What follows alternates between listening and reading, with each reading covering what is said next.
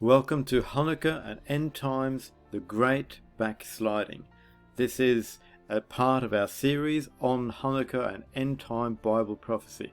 My name's Enoch Lavender from Olive Tree Ministries. Let's go straight into it.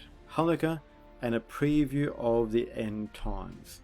The events of Hanukkah occurred about 170 years before Christ, BC, and they are known as the clearest prophetic foreshadowing of the end-time events throughout all recorded history. Jesus and Paul repeatedly refer to it in their end-time teachings, and so we need to understand Hanukkah in order to understand end-time Bible prophecy. We will begin to unveil truths from the story of Hanukkah in this series. So thank you for joining us today, and please subscribe to our channel to follow the series as we go. So Alexander the Great, he came to power and he took over the then known world about 336 BC, and he promoted Greek culture and it became prevalent all over the empire. It promoted reason, intelligence and analytical thought, materialism and materialistic values. Body image and sexuality became more and more prominent throughout the empire, and all the gods that were worshipped. And this was a very seductive culture, and many embraced it. And many Jews abandoned the Torah and the Word of God for this new modern way of life. So we fast forward now to the time of Hanukkah, and during this time a man named as Jason wanted to become high priest in Israel.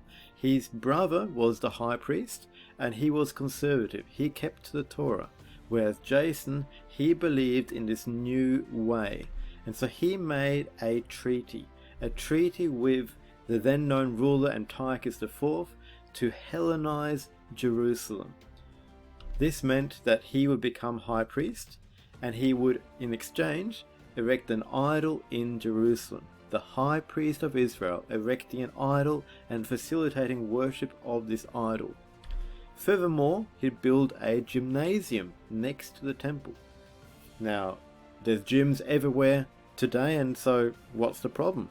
Well, in that day and age, the gymnasium was a place to promote male sexuality, and everything was performed naked, and so it was, from a biblical perspective, a place of a lot of sin.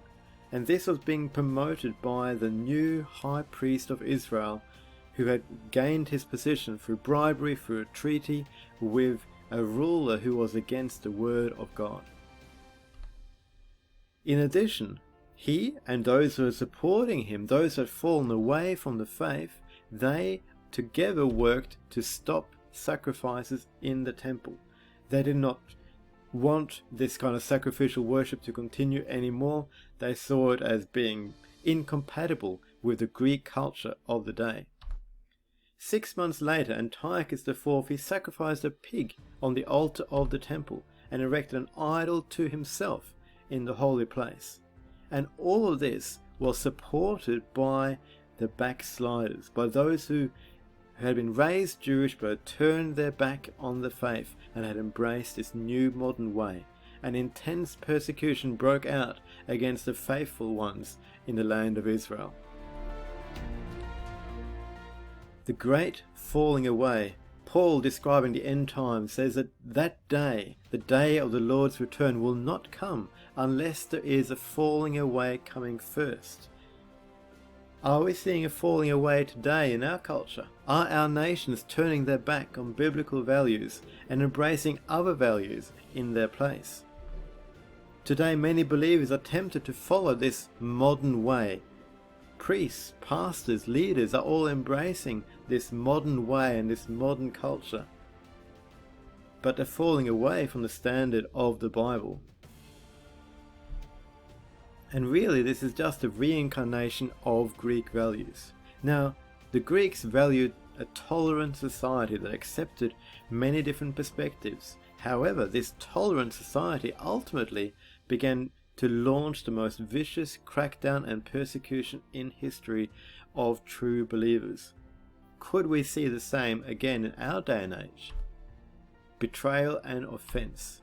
It was the tolerant Greeks that launched this persecution, and many were persecuted by their fellow countrymen, perhaps even by their fellow family members, who had now embraced this new way.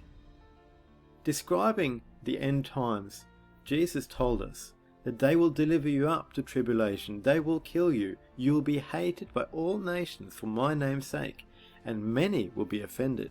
They'll betray one another and will hate one another. And because lawlessness will abound, the love of many will grow cold.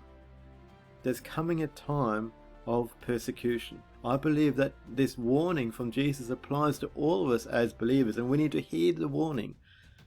But the warning is not just about persecution, but it's also about being prepared for betrayal, even from loved ones, even from people who are close to us, who we expect better things from. And it is so hard when we feel betrayed, we can react in anger and hatred towards that person. And that's where the warning of Jesus comes, that because of all this evil, the brotherly love of many will grow cold, or the agape love. This is a love that uniquely is meant to characterize us as believers. But sometimes when we go through hardship in life, that love can grow cold. And that is a warning to our own spiritual state. And so in the midst of a time of great persecution in the end times, Jesus is warning you and I to watch our attitude, that we still love and even pray for our persecutors, that we forgive those who are coming against us. Society then was greatly divided over this new way of life. Society today is greatly divided between conservatives and liberals, left-wingers and right-wingers, and the hatred is just growing between the groups. But you and I, as believers, are called to be different.